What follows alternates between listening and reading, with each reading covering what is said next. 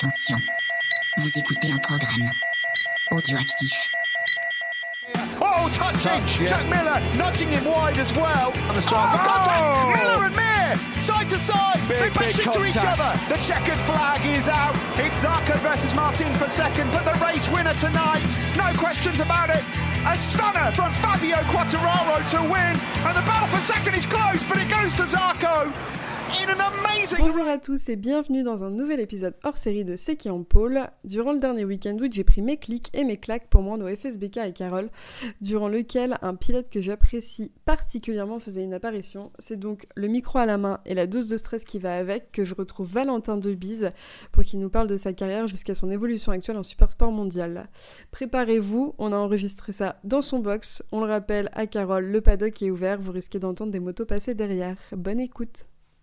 Valentin, on te connaît du championnat d'Espagne en 2004, puis du championnat Moto 2 en 2010-2011 avec un passage en 250 cm3 en 2009. Et tu deviens ensuite en 2021 et 2022 champion de France Supersport, puis vice-champion Superbike et cette année tu rejoins la catégorie mondiale en Supersport avec le GMT 94. Pour ceux qui ne te connaissent pas, malheureusement pour eux, est-ce que tu peux te présenter rapidement s'il te plaît? Bonjour, je m'appelle Valentin. Du coup, je suis pilote de moto vitesse. Donc j'ai eu la chance de courir dans différents championnats nationaux, tels que le championnat de France, le championnat d'Espagne, le championnat allemand, championnat Angleterre, championnat américain. Je crois que j'ai fait une course aussi en championnat hollandais et peut-être un championnat tchèque. Je ne sais pas si ça s'appelle comme ça, mais voilà. Dans tous les championnats, j'ai fait toute une tas de championnats nationaux. Et j'ai aussi eu la chance de faire du championnat du monde en 125, en 250, en Moto 2, championnat du monde Supersport. J'ai aussi fait quelques courses en championnat du monde Superbike. Donc, je crois que la seule catégorie qui me manque, c'est le MotoGP. Tu peux encore, hein. Tu as fait quand même pas mal de championnats. Nous, notre public, il a un peu l'habitude de parler MotoGP et catégorie mondiale. Donc, on avait envie de revenir sur ton passage en 250 et en Moto 2, à l'époque où tu étais avec un certain Paul Espargaro comme coéquipier, en 2011. Qu'est-ce que tu as retiré de cette expérience et qu'est-ce qui t'en reste maintenant? La première année, en 2 et demi, j'étais dans le team CIP, qui est toujours aujourd'hui en Mondial Moto 3. Avec Lorenzo et franchement, c'était vraiment un super team avec Jean-Michel Mécano Gibigo qui était exceptionnel. Et c'est une année où j'ai vachement appris, qui a été très agréable parce qu'il y avait une constante progression, il y avait un échange entre techniciens, chefs d'écurie et pilotes. Et j'étais bien encadré et tout, je l'ai super bien vécu. Et après, je devais rester avec eux, mais malheureusement, il y a un Suisse qui est arrivé avec un demi-million d'euros et qui du coup a pris ma place. Donc je suis allé dans un team de merde et là c'était juste horrible. Et de ce team de merde, je suis allé dans un bon team où on ne m'a pas du tout respecté. J'avais un très très bon chef mécanicien qui a été, heureusement qu'il était là. Mais l'ensemble, je n'étais pas du tout encadré et l'ensemble avec les mécanos qui ne me respectaient pas trop et le patron qui était un vrai con, je ne l'ai pas bien vécu et malgré tout, à certains moments, je performais, mais c'était très bref. Une séance où j'étais très vite ou une course, mais à chaque fois en fait, que j'étais vite, je montais en l'air. J'ai dû tomber une vingtaine de fois dans l'année. Donc, voilà, c'était pas un super souvenir, mais malgré tout, tous ces échecs, c'est ce qui m'a permis d'atteindre mon niveau aujourd'hui, parce que j'ai tiré des leçons et j'ai compris en fait ce qu'il me fallait pour aller vite en moto. Ouais, et du coup, j'avais rien compris quand j'y étais au bon niveau. Mais bon, voilà, c'est la vie qui est comme ça. On comprend vite que l'argent, ça joue beaucoup aussi dans ces catégories mondiales et c'est dommage quand tu as un pilote et des bonnes personnes dans le team, comme tu disais avec ton chef mécanicien, et qu'au final, il y a le respect qui ne suit pas derrière, ni au final te donner les capacités pour arriver à ton niveau qu'on connaît maintenant et qui est pas un petit niveau pour le coup. Et techniquement, est-ce que ça t'a apporté des connaissances pour toi dans la suite, puisque en 2016 tu pars faire du Moto America. Moto America, qui pour ceux qui ne connaissent pas, est un peu, c'est la compétition nationale. C'est l'équivalent du championnat de France, mais en Amérique. Voilà, et dans laquelle récemment il y a eu Petrucci qui est passé, pour ceux qui connaissent. Et tu as dû arrêter avec le Covid, il me semble. C'est ce qui t'a empêché de repartir. Comment tu as vécu ces années, toi, à la suite de ça, aux États-Unis, pour lesquelles j'ai un souvenir de toi très précis d'une chute où tu fais un high side, où tu perds connaissance dans les... Ah, mais ça c'est chiant parce que les gens se souviennent toujours des catastrophes, alors que j'ai gagné toute une flopée de courses. Et ça, je crois que personne ne le sait, quoi. Mais par contre, que je me suis envolé, ça c'est bon. Ah, mais tu sais que c'est la première chose, quand on tape ton nom et Moto America, c'est la première chose sur laquelle on Après c'est vrai que je pense, c'est l'high side le plus haut et le plus long. Je crois qu'il y a des mecs, ils s'étaient amusés à mesurer la longueur que j'ai passée en mètres en l'air, quoi. Et alors je sais plus les chiffres exacts, mais c'était déjà énorme. C'était un truc comme 200 mètres, un truc comme ça. Parce que faut s'imaginer, j'ai fait un high side en fond de 5, quoi. Oh, putain. Donc c'est assez rare, mais j'ai bien réussi. Ah bah. Mais en tout cas, comme tu dis, au-delà de se souvenir des mauvaises choses, tu as quand même gagné des courses. Et c'était, de ce que, en tout cas, moi j'en voyais de l'extérieur, une catégorie dans laquelle j'avais l'impression que tu t'épanouissais, ou que ça avait l'air de te plaire. Et comme je disais, dans mes souvenirs, c'est le Covid qui t'a empêché de repartir. Comment, toi, du coup, tu l'as vécu, cette expérience aux États-Unis ? Pour moi, c'était un très gros tremplin pour moi, parce que j'étais en France où de toute façon, je n'avais pas le matériel pour m'exprimer et j'étais très frustré du coup. Et après, j'ai trouvé un partenaire qui voulait me payer une saison. Et en fait, l'idée, c'était de payer une saison mondiale. Et donc, j'avais un peu mené l'enquête, ce que je pouvais faire, mais tous les teams où je pouvais aller, en fait, c'était en mode OK, tu payes, on te donne une moto de merde. Donc j'ai dit bon, c'était pas venu comme ça, hein, mais je l'ai vite compris. Donc j'ai dit OK, laisse tomber. Donc en fait, j'avais eu des contacts avec un mec qui connaissait bien l'Amérique et tout. Et donc ce monsieur-là, Régis, il m'a vachement aidé dans la démarche pour trouver une équipe. Parce que lui, il avait déjà des contacts et tout. Donc simplement, on a pris l'avion, on est parti là-bas et on a trouvé un deal assez rapidement. Et en fait, j'ai fait un deal où le mec qui voulait me payer la saison, lui, il avançait l'argent. Mais par contre, si je fais des bons résultats, je remboursais tout. Okay. Donc en fait, les résultats ont remboursé tout ce que je devais au team et j'ai même gagné de l'argent à la fin de l'année. Okay, donc en fait, c'était un super deal. Pas pour le team, ils étaient vraiment dégoûtés, mais pour nous, c'était bien. Et après, du coup, je tombais dans cette équipe où je roulais pendant 3 ans avec eux. Et j'ai eu 2 chefs mécanos qui étaient vraiment super. Lee et... je ne sais plus comment il s'appelle l'autre, mais bon. Bref. Et du coup, voilà, ce qui était sympa, en fait, c'est que moi, j'étais là-bas. Et genre, à part faire de la moto, j'avais rien à faire de ma vie, quoi. Donc je passais mon temps, je passais mon temps à l'atelier, j'étais avec les mecs et tout. Et du coup, on s'est liés d'affection et on a vécu des choses sympas parce qu'après les cours, j'étais là, j'étais avec eux, je les aidais, on réfléchissait quoi faire sur les motos pour évoluer. Et du coup, on était 5 pilotes dans le team.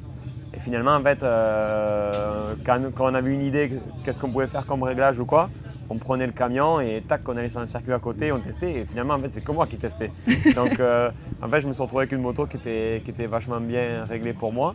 Et c'est comme ça que j'ai performé, quoi. Parce que quand je suis arrivé, la moto ne me plaisait pas du tout, mais quand je suis parti, maintenant les pilotes qui sont passés après moi et tout, ils ont gagné une flopée de courses aussi. Donc c'est qu'on avait fait du bon travail, quoi. Ouais, et puis du coup, c'est un peu. En tout cas, j'imagine que ça, tu l'as retiré du Moto America et que c'était un peu comme ça que tu étais avant de partir. Mais même pour te suivre depuis un moment en FSBK et en mondial, j'ai l'impression que tu es un pilote qui aime mettre la main à la pâte, comprendre ce qui se passe dans ta moto et faire les choses avec les autres. Donc j'imagine que ça a amplifié ça, ça a exacerbé le temps que tu passais dans le box là-bas. Mais comme tu dis, du coup, tu n'avais que ça à faire. Comment tu gérais ta vie en France, tes proches, etc. Parce que tu étais peut-être un peu isolé de tout le monde, j'imagine. Ouais, après, de toute façon, quand quand on fait ça, pour moi, c'était objectif moto, quoi. Donc à partir de là, forcément, tu mets tout de côté. C'est ce qu'on appelle faire un sacrifice. Après, c'était pas vraiment un sacrifice, quoi, parce que je veux dire, j'avais 23 ans, 24 ans. Je veux dire, tu dis à un mec de 24 ans de partir, bon, va là-bas, va en Amérique faire de la moto. Je veux dire, il faut vraiment être con pour le voir comme une contrainte, quoi. Après, moi, je suis pas un passionné d'Amérique. J'aime bien notre pays et tout, mais bon, j'ai passé quand même du super temps, quoi. Après, je me suis fait des amis, donc j'ai fait toute une flopée de choses à côté de la moto. Tu vois, des trucs que j'aurais jamais fait en restant ici, quoi. Du bateau, j'ai tiré avec des armes, alors je déteste ça. Voilà. J'ai fait plein de trucs de débiles et j'ai bien rigolé, quoi. Donc j'ai découvert le flat track, une discipline qu'on n'avait pas en France à l'époque. Il y a plein de trucs que j'ai fait. J'ai découvert le vélo de route que j'avais jamais fait en France, que j'ai pratiqué là-bas énormément et je suis devenu passionné. Donc voilà, c'était. Ouais, donc c'est une bonne expérience en fait vraiment, pour toi. C'était super. Le Moto America, c'est un championnat qu'on a l'habitude de voir sur internet, qu'on peut voir un peu à la télé en France. Et c'est un championnat qui en France, en tout cas, pour pas mal, a la réputation d'être un peu de regrouper des situations un peu lunaires en termes de sécurité, d'encadrement. Est-ce que ça, tu l'as ressenti quand tu étais là-bas? Moi, j'ai un souvenir de Moto America, de courses récentes avec Petrucci qui tombe. Oui, mais j'étais sûr que tu parlais de ça. Non, mais Petrucci nous a saoulés. Franchement, non mais ouais, il y a des circuits qui sont un peu pourraves et tout, mais il y a le team justement où j'étais, donc c'est la famille Ulrich, c'est Chris le père Chris le père et le fils et le père. Putain, j'ai oublié son nom à lui aussi. Bon, bref, je suis mauvais aujourd'hui. Bref, le père et le fils, ils ont fait aussi une association pour récupérer de l'argent, lever des fonds et acheter des air fence. Donc les air fence, c'est ce qu'on met quand il y a des murs. Et les mecs, en fait, ils ont des kilomètres d'air fence. Donc en Amérique, sur tous les circuits, il y a des air fence, même à des endroits où ça ne sert à rien. Mais il y en a partout. Donc ça veut dire les mecs, ok, il y a les murs des fois qui sont proches, mais au moins il y a un air fence. Je ne vais pas critiquer les circuits, je vais me faire engueuler, mais en France, en championnat de France, notamment là où on se situe, il y a des virages, c'est méga dangereux et il n'y a rien. Donc après, nous on a l'habitude, donc on dirait, Petrucci il arrive du MotoGP, donc forcément, à côté du MotoGP, c'est du freestyle complet. Mais parce qu'en même temps, le MotoGP ça génère des millions, le Moto America ça génère rien. Oui, ça fait juste perdre de l'argent. Donc le mec il ne peut pas se pointer et vouloir autant qu'un championnat qui génère des millions. Il faut être complètement con. Donc ouais, après tout est critiquable et les mecs qui font les drapeaux, c'est des mecs qui ne sont pas formés spécifiquement. Mais si tu veux, quand on fait le championnat du monde en Malaisie, je crois que les mecs ils sont formés. Ouais, c'est clair. Les mecs ils ne sont pas formés. Donc c'est que Petrucci, il n'a jamais arrivé quelque chose en Malaisie où ça lui rigolait. Donc après j'ai compris sa frustration sur le moment et tout parce qu'il était tombé, il n'y avait pas de mec, mais en même temps il n'avait rien. Donc ouais, la sécurité c'est toujours un truc délicat. Moi je suis vraiment pour. Mais en tout cas, l'Amérique, avec tous les efforts qu'ils font et tous les air fence, donc, moi par exemple, j'avais une course, mes primes de course, je les avais reversées à l'association. Okay. Et je sais que tous les pilotes, à un moment donné, ils versent de l'argent et tout, ou des gens font des dons. Et c'est comme ça qu'on arrive à acheter les air fence. Donc franchement, ils sont critiquables, mais ils font quand même les efforts, donc il faut savoir faut regarder, rester on calme. se pose toujours la question de savoir si l'herbe est toujours plus verte ailleurs de toute façon, mais du coup comme tu dis en France on a aussi des choses critiquables, mais c'est intéressant du coup d'avoir ton point de vue sur ce championnat, sachant qu'on a vraiment entendu le moto américain, on a vraiment entendu beaucoup parler à ce moment-là, au moment où Petrucci en parlait, et du coup c'est intéressant d'avoir un point de vue de quelqu'un d'autre francophone qui connaît les championnats en France et qui a pu y aller du coup. Ah, Petrucci s'il vient ici, il pète un plan, hein, je pense. Après c'est comme tout, chaque pays fait avec les circuits qu'il a. Ouais. En Italie, ils ont que les circuits de Grand Prix. Donc forcément que la sécurité elle est mieux que quand nous on va à Nogaro ou à Pau. Mais ça veut dire quoi? Ça veut dire on fait une course à Manicourt, une course au Mans. Ça fait court le championnat du coup. Donc voilà. Et après je sais que par exemple Nogaro, là ils ont refait le circuit, ils vont modifier le circuit. Ils vont refaire le bitume, ils vont modifier quelques virages qui posent problème. Okay. Donc voilà, et c'est des gros investissements. Donc je comprends le côté des pilotes et je comprends les circuits aussi. Les mecs, quand tu modifies un virage, ça se compte en plusieurs millions. Donc il génère de l'argent, mais quand même. Mais il y a des choses qui sont faites petit à petit autant, aussi pour voilà, améliorer. ça se fait petit à petit. Et en parlant des circuits français, toi, on te connaît pour tes titres en FSBK, en Super Sport 600, corrige-moi si je me trompe, mais en 2021 et 2022. Ouais. Sûrement. Ouais. Et si je dis pas de bêtises, tu étais vice-champion en 2021 et 2022 de Superbike. Pourquoi participer à deux catégories différentes sur ce championnat? Le but, quand en Amérique c'est tombé à l'eau avec le Covid et tout, j'ai fait une année où j'ai fait quelques courses en Amérique et quelques courses en France, un peu en mode freestyle, et j'avais pas trop roulé non plus. L'année d'après, j'avais refait le FSBK. Et franchement, je m'étais fait bien chier à faire juste une catégorie. Et en fait, je me suis dit, là, c'est juste pas possible pour moi de faire le chemin. Enfin, je l'ai fait un an, ça m'a bien amusé, mais je me voyais pas faire que ça. Je trouvais ça trop triste parce que c'est tout le même circuit et tout. C'était trop répétitif. Et du coup, j'avais trouvé un deal pour rouler en Allemagne. Et j'ai eu la chance de tomber dans un team où le côté financier, c'était pas un problème. Et du coup, j'ai eu l'opportunité parce qu'en fait, on avait fait les essais, il y avait une 600. Et du coup, j'ai vu l'opportunité que le pilote était nul. Donc, j'ai fait le forcing en fait, pour dire, vas-y, moi, je peux faire les deux. Et en fait, ils ont accepté. Et en même temps, du coup, j'avais prévu de faire Allemagne et France, de faire les deux championnats. Ça fait beaucoup. Et du coup, je me suis dit, mais attends, mais je peux faire pareil en France, vu que j'avais ma moto. Donc en fait, j'ai fait la même année, j'ai fait 600 000 en Allemagne et 600 000 en France. Et du coup, le but principal, la première année, quand je l'ai fait, c'était vraiment que j'avais envie de me faire un délire et donner un challenge et voir si je pouvais y arriver. Ou si ça allait être un échec complet. Ça aurait été un échec, je me serais fait insulter par tout le monde. Mais du coup, je me souviens la première fois que je suis arrivé au Mans, du coup c'est la première course que je faisais les deux. Et je m'étais entraîné à changer les motos et tout, donc moi je savais mes capacités. Mais je suis arrivé, je me suis fait insulter par tout le monde. Le mec qui me faisait rouler en 1000, Pablo, il était vraiment contre. Tout le monde était contre, quoi. J'étais le seul qui était content. Et je suis arrivé, j'ai gagné les 4 courses. Et à partir de là, j'ai eu beaucoup d'amis. Du coup, tout le monde trouvait ça trop bien. Parce que comme tu dis, tu performes. Donc en plus, les gens derrière, les pilotes, on le sait, surtout en FSBK, les gens apprennent beaucoup des autres pilotes. Ouais. Donc d'avoir un pilote comme toi qui performe à ton niveau dans les deux catégories, c'est... Du coup, c'est...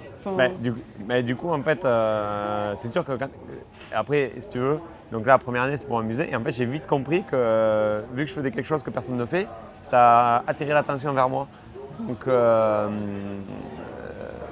Et en fait, je sais que aussi le but que je fasse la 600 en France, c'est qu'il y avait le challenge avec le GMT à 94. Et moi, en fait, quand j'ai vu que c'était ouvert à tout le monde, je me suis dit, attends, moi je m'en fous. Je vais le faire et je veux gagner le truc, quoi. Oui, tant que tu as les moyens de mettre ta moto, d'aligner ta moto, si tu peux le faire, il n'y a pas de raison. Voilà, après c'est toujours pareil, j'ai trouvé des sponsors, je me suis un peu bougé et tout. Et les mecs en Allemagne, ils m'ont vachement aidé pour que je puisse faire le France. Donc ça a été toute une combinaison de choses qui ont fait que ça a bien marché. Et du coup, en fait, parce que aux France, vraiment, je me suis dit, je le fais une fois, parce qu'en France, le truc, c'est que la 600, c'était mon team qui gérait, et la 1000, c'était un autre team, et en Allemagne, c'était le team. Donc en fait, en Allemagne, je me pointais et je roulais, quoi. Et en France, il fallait que je gère la 600. Donc je me suis dit, ok, je fais une course, et je vois si j'arrive à gérer mon team, la 600, et gérer en plus la 1000. Parce que ça faisait quand même beaucoup de contraintes, finalement. Et vu que ça s'est bien passé, j'ai continué, et la 600, j'ai gagné. Et la 1000, franchement, ça s'est perdu à des conneries, mais bon, ça, c'est pas grave, je ne reviendrai pas là-dessus. T'as perdu à pas grand-chose. Et je m'étais blessé en fin d'année, bon bref. Mais j'aurais pu gagner le titre dans les deux catégories, quoi. Et du coup, en fait, ce qui m'a permis, parce que donc j'ai gagné ma course avec le GMT. Avant ça, ils m'ont fait tester la moto, un mois avant la course. Et finalement, ils se sont aperçus que je roulais pas mal.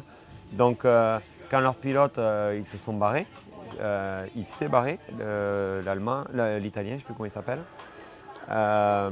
Mais du coup, vu que moi j'avais roulé ça en moto vite une semaine auparavant, le mec, à toi, il m'a appelé direct en fait. Donc en fait, d'une d'une connerie à vouloir faire 2 catégories, ça m'a permis de rouler en mondial dans un des meilleurs teams du super sport, quoi. Ouais, donc au final, ceux qui te prenaient pour un fou, ils doivent s'en mordre les doigts parce que c'était la meilleure idée que tu as pu avoir pour en être là où tu es aujourd'hui. Complet. Et avant de venir à ce passage en mondial, comment tu gérais le fait d'avoir ton team à gérer à côté? Tu n'avais pas l'impression d'être un peu Dr Jekyll et Mr Hyde, d'avoir d'un côté ton team avec la 1000 et toi à gérer la 600? C'était pas trop compliqué? Non, parce que franchement, la 600, surtout l'année où je l'ai fait, il n'y avait pas un niveau de malade. Et c'était pas. J'ai mis un peu tard à trouver les bons réglages. Donc en fait, vraiment le travail, sans parler de la gestion d'équipe et tout, c'était plus le côté testing. Et j'ai la chance d'habiter à côté de certains circuits, donc notamment pour Arnos où je vais régulièrement. Et du coup, le mec qui me fait l'expansion, qui est là, Sébastien, il habite à côté. Donc en fait, je l'ai saoulé tous les jours pour qu'on y aille le plus possible, qu'on teste. Et on a trouvé quelque chose qui me plaisait. Et après, j'ai juste déroulé. Et j'avais la chance d'avoir Kiss, qui me suit encore aujourd'hui, et un autre mec qui était avec moi, qui était franchement super. Et les deux, en fait, à eux deux, ils géraient la moto. J'avais vraiment rien à faire. Moi, j'avais juste à organiser les repas et les hôtels. Et eux, ils faisaient tout seuls, quoi, sans que moi je fasse grand chose. Donc franchement, cette année-là, ça a été d'une facilité incroyable. Ouais, tu avais les conditions pour réussir du coup. Ouais. Et comme tu disais, du coup, cette expérience d'avoir de participer à 2 catégories en FSBK, ça t'a donné la chance d'aller au sein du GMT 94 en mondial super sport. À partir de cette année, comment tu vis ce début de saison et cette opportunité pour toi? Je le vis plutôt bien. Non, parce qu'en fait, du coup, après l'année où j'ai fait Allemagne et France, je pensais, avec les performances que j'avais fait, je pensais avoir ma chance au GMT. Et finalement, ils ont préféré prendre un jeune au lieu de moi. Et du coup, c'est comme ça que j'ai continué à faire mon team en France. Mais du coup, je me suis dit, je vais jouer la carte Yamaha à fond avec le GMT. Donc c'est pour ça que je suis passé sur Yamaha et que là j'avais fait mon team avec la 600 et la 1000. Et du coup, j'étais pilote de remplaçant au GMT. Donc j'ai refait encore des courses avec eux. J'ai gardé le contact avec toute l'équipe et tout. Donc malgré tout, même si c'est ma première année avec eux, ça fait déjà 2 ans que je fréquente tous les mécaniciens, le patron. Et du coup, j'ai quand même fait quelques courses en mondial. Donc je suis arrivé dans une équipe connue pour moi, qui me connaissait. Donc c'est pas vraiment comme si c'était une nouveauté. Donc on a déjà établi une relation de travail et des relations amicales avec tout le monde. Donc ça, franchement, ça a quand même bien aidé. Et c'est vrai qu'on a fait face à quelques petits soucis en début d'année, notamment sur quelques réglages de moto qui ne me convenaient pas. Et on a su rebondir dès les premières courses européennes où j'ai fait mes meilleurs résultats. J'ai fait 2 fois ou 3 fois 4e, je ne sais plus. Donc on voit que je suis sur plutôt une bonne lancée. Après, le niveau cette année est incroyablement relevé. Ça roule un tout petit peu plus vite en termes de performance, mais c'est surtout le regroupement entre la première et la 15e place où avant, il y a quelques années en arrière, si sur une distance de course, le mec il était à 15-20 secondes, il finissait dans les 5. Maintenant, 15-20 secondes, c'est en dehors des points, donc au-delà de la 15e place. Ça veut dire que y a plein de fois où j'ai battu les records du GMT cette année, mais c'est pas pour autant que j'ai fait des bons résultats. Donc en fait, sur le papier, c'est super ce qu'on fait, mais le niveau est tellement incroyable cette année que ça ne suffit pas, il faut chercher le petit plus. Donc c'est pour ça qu'on a continué à travailler pendant la saison. On a encore fait des essais la semaine dernière à Manicourt et on a trouvé encore des petits trucs qui peuvent faire la petite différence qu'il nous faut pour aller chercher le podium. Donc ça roule, quoi. C'est ce qu'on te souhaite de toute façon, d'avoir un podium et de pouvoir continuer. Est-ce que tu as déjà une idée de ce qui t'attend l'année prochaine ou pas du tout? Moi, de toute façon, l'objectif il est clair, c'est que j'aimerais rester dans un premier temps dans l'écurie du GMT 94. Après, forcément, moi je rêve du Superbike, mais ça, c'est pas moi qui décide. dans le cas où je veux rester dans l'équipe. Donc là, faudra voir si Christophe veut me garder. Et après ça, dans quelle catégorie il veut me mettre. Donc voilà, je n'ai pas trop eu de discussion avec eux, mais j'espère qu'ils m'en diront un peu plus bientôt. Bon, en tout cas, on te le souhaite. Et je finis avec une dernière question. Après, j'arrête de t'embêter parce que tu as quand même pas mal de choses à faire. Ce week-end, du coup, moi, j'ai la chance de te rencontrer sur la Manche à Carole du Superbike français. Ouais. Pourquoi tu repasses dans ce championnat? Est-ce que ça te manquait? Est-ce que tu avais envie? Est-ce que c'était une raison de t'entraîner, de te pousser à la limite ce week-end et de pouvoir continuer à engendrer du roulage pour justement le mondial, ou juste c'était pour te faire plaisir tout simplement? Il y a plusieurs choses qui rentrent en compte. Déjà, je trouve ça normal quand on est un championnat du monde qu'on vienne faire une course dans son championnat national respectif. Et du coup, en l'occurrence, la FSBK, parce que je suis français. Et du coup, c'est vrai que ça fait quand moi j'étais un championnat national, j'aurais bien aimé que les mecs du mondial viennent. Et ils ne le faisaient jamais. Donc maintenant que je suis en mondial, je me suis dit, je serais un con de penser ça et de ne pas le faire. Donc en fait, j'ai juste fait ce que je pensais être juste.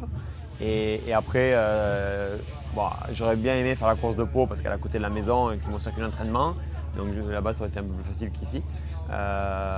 Mais en termes de calendrier, ça tombait très bien Carole parce que nous, on est sur un break de 1 mois et demi. Okay. Et c'est vrai que c'est un peu chiant de couper autant et pas faire de course, pas prendre de départ. Donc l'objectif, c'était de venir ici, de vivre un week-end de course, avoir du stress pour bien faire, le stress des départs, bien gérer un week-end de course, quoi. Donc il y avait ça. Il y avait également, je sais que ça tenait à cœur à la fédération que je vienne ici. Et la fédération, c'est un beau partenaire de l'équipe du GMT. Donc indirectement, il m'aide aussi à moi. Donc voilà, pour toutes ces raisons, je trouve ça super de venir faire la course du FSBK. Et en parlant de ça, du coup, en parlant de cette course, tu as subi une casse au moteur ce matin. J'imagine du coup, c'est tombé à l'eau. Voilà. C'était ma conclusion, c'était est-ce que du coup ça met à l'eau ton week-end, ou est-ce que vous aviez un moteur surprise dans le camion Non, mais en fait, je suis venu faire les essais ici il y a une semaine. Et je trouvais que la moto elle roulait pas vite. Après, ça faisait longtemps que je n'avais pas roulé avec, donc je me suis dit c'est parce que j'ai roulé sur la moto du mondial, mes sensations elles sont pas bonnes et tout. Et en fait, on est arrivé ici et la moto elle allait de moins en moins vite. On a eu des problèmes électriques, donc on a trouvé les problèmes qu'il y avait. De là, ce matin, ça marchait un peu mieux, donc je me suis dit ça va aller. Et en fait, le moteur il a explosé ce matin. Au bout de, j'ai fait genre 5-6 tours quoi. Donc c'est très frustrant d'avoir mis autant d'efforts parce que moi, Paris c'est 8 heures de route quand même de chez moi. Ouais. Et je suis venu m'entraîner. Donc tu vois, faut vraiment avoir envie. Donc je suis venu une fois ici m'entraîner, une deuxième fois faire la course. J'ai mis beaucoup d'énergie pour préparer la moto, préparer les partenaires qu'il me fallait, que Pirelli me passe les pneus, d'avoir assez de pièces, commander les pièces, organiser les voyages du mécano, organiser l'hôtel, le ci, le là. Beaucoup d'efforts pour ne pas rouler. Donc en fait, je suis plus frustré de ne pas avoir roulé que même j'aurais fini dernier, c'est pas grave, mais au moins j'aurais roulé. Mais que là... Finir dernier quand tu finis 3ème dans ton tour lancé en essai, je suis pas convaincu. Ouais, avec la moto en panne, mais bon, bref. Donc là, je suis frustré, donc c'est comme ça fait partie du sport mécanique, il faut l'accepter.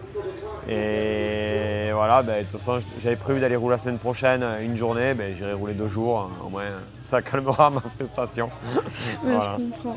Merci beaucoup Valentin, c'était un plaisir de te recevoir à mon micro. Il faut savoir que j'étais très stressée, c'était un pilote que je suis depuis longtemps et du coup c'était vraiment un plaisir de pouvoir te poser toutes ces questions. Je te souhaite le meilleur du coup pour la suite en mondial et à très vite. Merci Adèle.